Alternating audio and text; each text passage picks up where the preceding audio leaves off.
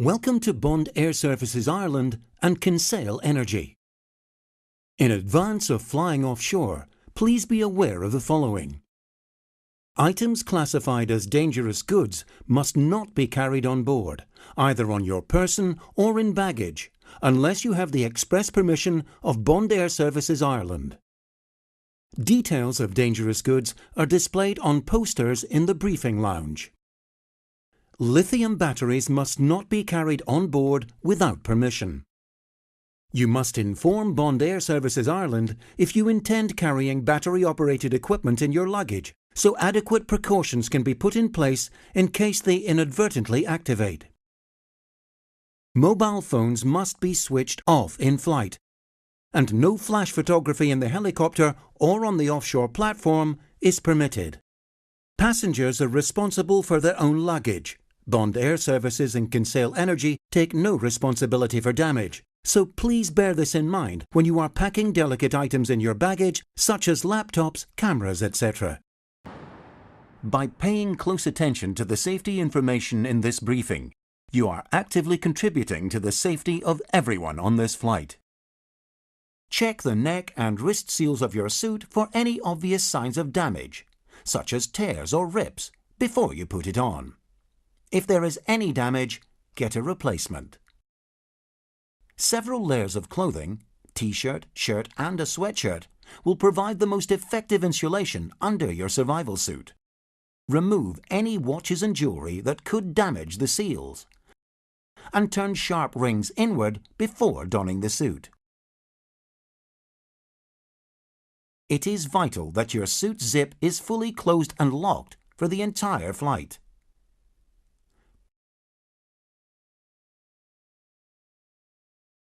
Pull the neck seal slightly away from your neck and squat down to expel any trapped air. Check the gloves are in the arm pockets. Check the hood is in the left-hand leg pocket. If an emergency situation develops during your flight, if there is time, put on your hood in the aircraft. Please do not smoke while wearing your survival suit. All reading material must be placed in the right leg pocket and only removed inside the aircraft when all doors are closed. Lengthen, fasten and tighten the lap strap across your hips. The buckle should be central.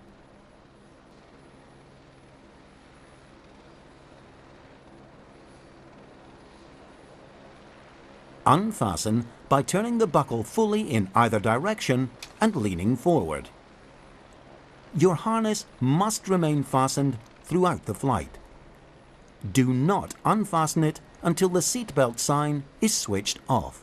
Read the flight safety card when on board to familiarize yourself with emergency actions and exits. Obey the cabin signs during the flight. If at any time you need to bring anything to the crew's attention, use the overhead call button to alert them.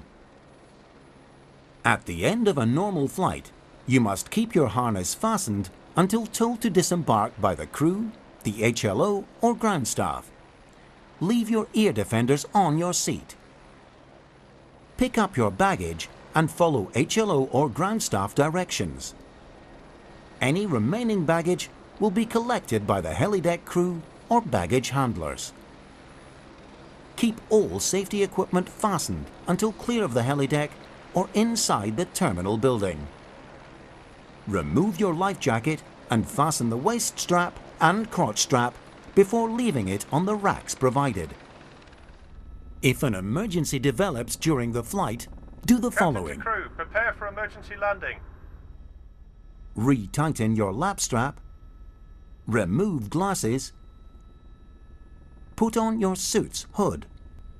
Do not inflate your life jacket before landing. When told to, or it becomes obvious, adopt the brace position. Brace, brace, brace. Pull your legs back, keeping them together. Grasp the seat or your suit. Push back into the seat, keeping your back and neck straight. cabin doors or window exits must never be opened or removed before landing. When the helicopter touches down in the water, floats will be activated to prevent the helicopter from sinking and to allow escape in a safe manner. Once the helicopter has landed, locate your harness buckle with one hand and the direction of your nearest emergency exit with the other. Do not inflate your life jacket inside the helicopter. The passenger emergency exits in this aircraft are the sliding cabin doors on each side. The doors should not be opened until the floats and the life rafts have fully inflated. Emergency lighting may illuminate to identify exits. The windows in the main cabin doors and the rear windows in the cabin are classified as emergency exits. However, it is strongly recommended that all offshore passengers wearing survival suits and life jackets use the main cabin door emergency exits. To open a sliding door, pull the door lever up and then push the door slightly out. Then slide it rearwards fully until it is secured. To remove the windows in the doors, remove the cover at the top of the window, pull the tab and completely remove the rubber strip. Drive the window out by pushing firmly at the marked positions. The life rafts are located in the flotation bundles on each skid. The crew will normally launch the life rafts after the floats have been deployed. If the crew are unable to do so, the life rafts can be launched manually from outside the aircraft. There is a deployment handle for each life raft on the rear cross tubes of the skids. Press in the center detent and pull the handle, making sure you are towards the rear of the aircraft. After inflation, pull the life raft as close to the aircraft as possible so that you can board it directly. When clear of the helicopter, inflate your life jacket. The life raft inflation system should disconnect automatically. If not, then pull the metal sleeve on the quick disconnect. If boarding from the water, there is a V-shaped ladder on opposite sides of the raft. The grasping lines can also be used as an aid to boarding. If the life raft capsizes, there is a righting aid line on the underside. Pull on the line while pushing the bottom of the raft away from you. The orange protective canopy is secured to the life raft by a buckle. Pull the canopy up and over the arched tube support and secure it using the remaining 3 buckles. Make sure the elastic waist of the canopy is tucked underneath the uppermost main tube. The canopy opening can be closed using the Velcro around the edge. There is a survival kit in a pouch on the topmost tube. The raft can be cut free from the aircraft using the knife located near the hand pump and heaving ring. If you are rescued by helicopter, unclip 2 adjacent buckles, remove the canopy from the arched tube support, then submerge it to prevent it flapping about.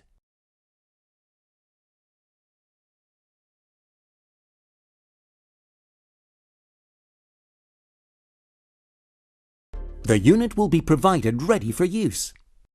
Carry out these PISTAS EBS checks before donning the jacket, as you may not be able to check the pressure gauge and indicator pin once the jacket is donned.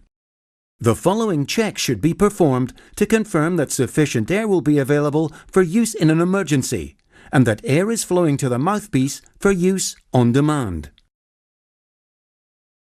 Reading the pressure gauge. If the pointer is indicating a pressure of 200 bar or more, then the unit is safe to use. If the pointer is indicating a pressure lower than 200, then the unit should not be used. The telltale indicator pin. Check that the green telltale status indicator pin is fully exposed. When the supply valve is fully open, the indicator pin will pop out, and if viewed from the side, will be level with the top of the red indicator body. If the pin is not level, the unit should not be used. The ratchet knob. Check that the on-off ratchet knob is turned fully anti-clockwise.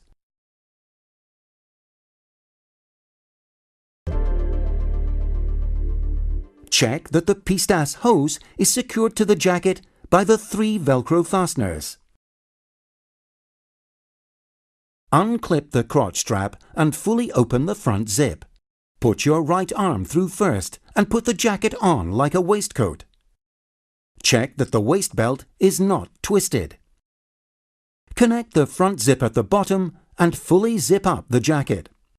The adjuster on the left-hand side can be tilted and pulled forwards to loosen the waist belt. Tighten the waist belt by pulling rearwards. Tuck in any loose belt. Get someone to help if possible.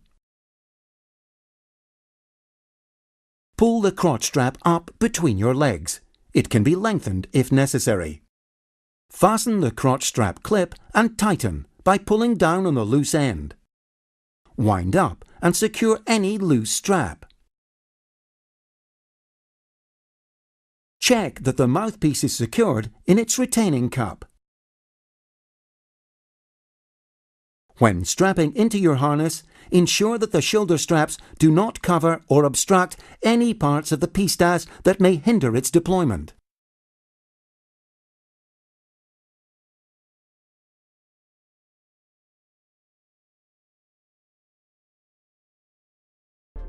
To deploy the pistas, grasp the mouthpiece with your thumb and forefinger on the nose clip, and then pull the mouthpiece out of its retaining cup and fully away from your body to release the Velcro retaining bands. If possible, prior to deployment, you should take a single deep breath. Put on the nose clip first, and then put in the mouthpiece in a single action. Form a good seal around the mouthpiece with your lips, and hold the mouthpiece lightly with your teeth. The pistas supplies air on demand, so simply breathe in and out naturally and air will be provided. Try to breathe normally. Pistas is designed in such a way that it can either be deployed underwater or on the water's surface immediately before submersion.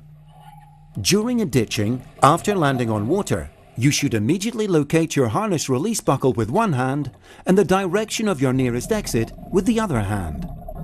The pistas should only be deployed on the water's surface if you think that you are in imminent danger of being submerged or the helicopter is starting to capsize. The pistas should be deployed using your buckle hand and not the hand you may be using to locate the direction of your nearest exit. When you deploy the EBS and start breathing through the mouthpiece, you begin depleting the contents of the cylinder. Since the cylinder contains a finite amount of air, if you deploy the EBS too early, you will be actively reducing the amount of air available to assist your escape. The pistas should only be deployed if you think that you are in imminent danger of being submerged or the helicopter is starting to capsize.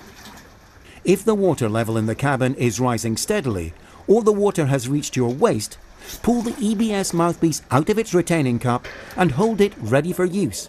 Just before your head goes underwater, put on the nose clip and put in the mouthpiece.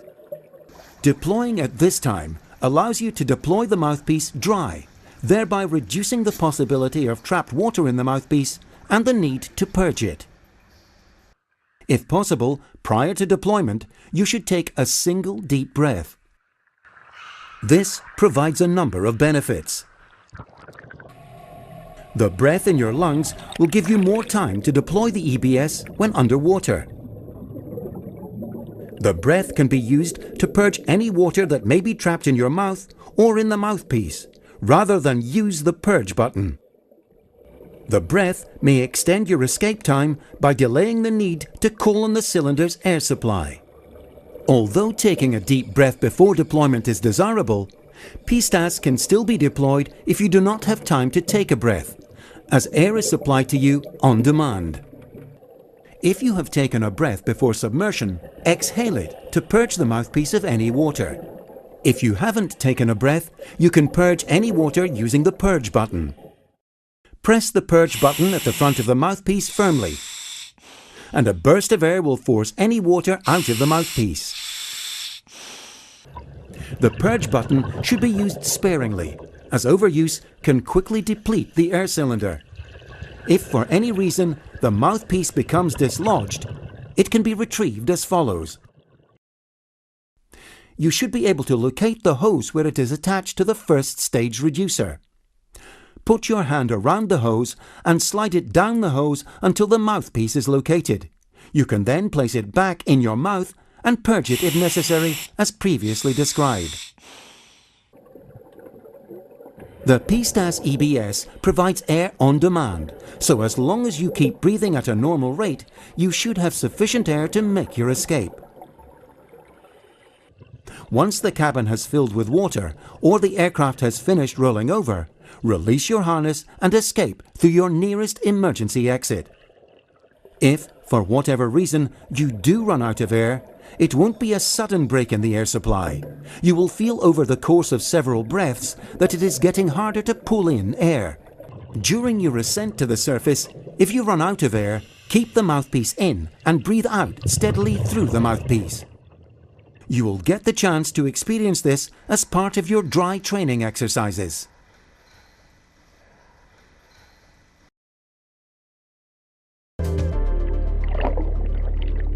Compressed air systems offer very little resistance to breathing. Breathing underwater using PSTAS should be easier than with a hybrid rebreather system.